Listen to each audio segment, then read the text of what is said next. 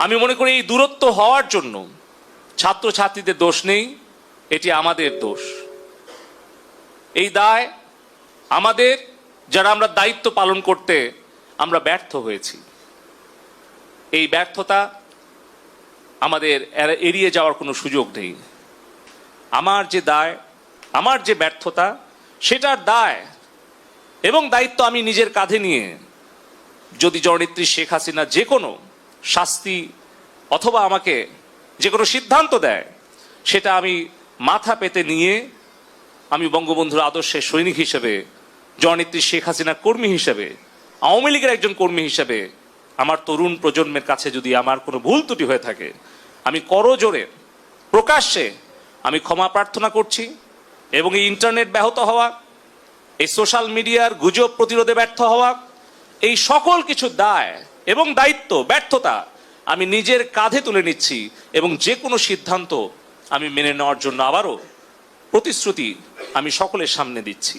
যদি দায়িত্বে কর্তব্যে আমাদের অবহেলা হয়, যদি আমাদের সেই শাস্তি ভোগ করতে হয়, আমরা সেই শাস্তি ভোগ করতে প্রস্তুত আছি।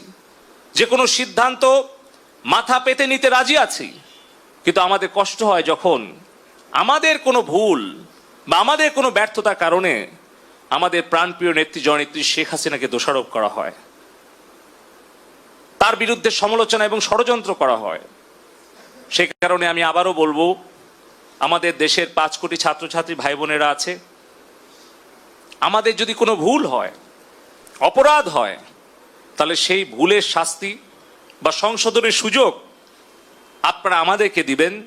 কিন্তু মাননীয় প্রধানমন্ত্রী জননেত্রী শেখ হাসিনাকে দয়া করে আপনারা ভুল বুঝবেন না। কারণ জননেত্রী শেখ হাসিনা যদি নিরাপদ না থাকেন, তাহলে বাংলাদেশ নিরাপদ থাকবে না। আমাদের সামনে উদাহরণ আছে সিরিয়া, ইরাক, মিশর, কিভাবে ষড়যন্ত্রমূলকভাবে সেই দেশের সরকার সেই দেশকে কিভাবে ধ্বংস করে আজকে গোটা প্রজন্মকে গত 20-30 বছরে ধ্বংস করে দেওয়া হয়েছে। তাদের সাথে দূরত্ব যেটা সৃষ্টি হয়েছে, এটা কখনোই তাদের প্রতি কঠিন সিদ্ধান্ত নিয়ে সমাধান করা সম্ভব নয়। সঠিক সিদ্ধান্ত নিয়েই সেটা সমাধান করতে হবে। আমরা যেন কঠিন সিদ্ধান্ত নিয়ে তাদের প্রতি কঠোর শাসনের পথ বেছে না নিয়ে আমরা যদি তাদের প্রতি সংবেদনশীল হই এবং তাদের প্রতি আমরা যদি একটু স্নেহ মমতা নিয়ে তাদের কাছে বসি, তাদের কথা শুনি, তাহলে আমার বিশ্বাস যে অবশ্যই এই ভুল বুঝাবুঝি দূর হবে, এই দূরত্ব দূর হবে।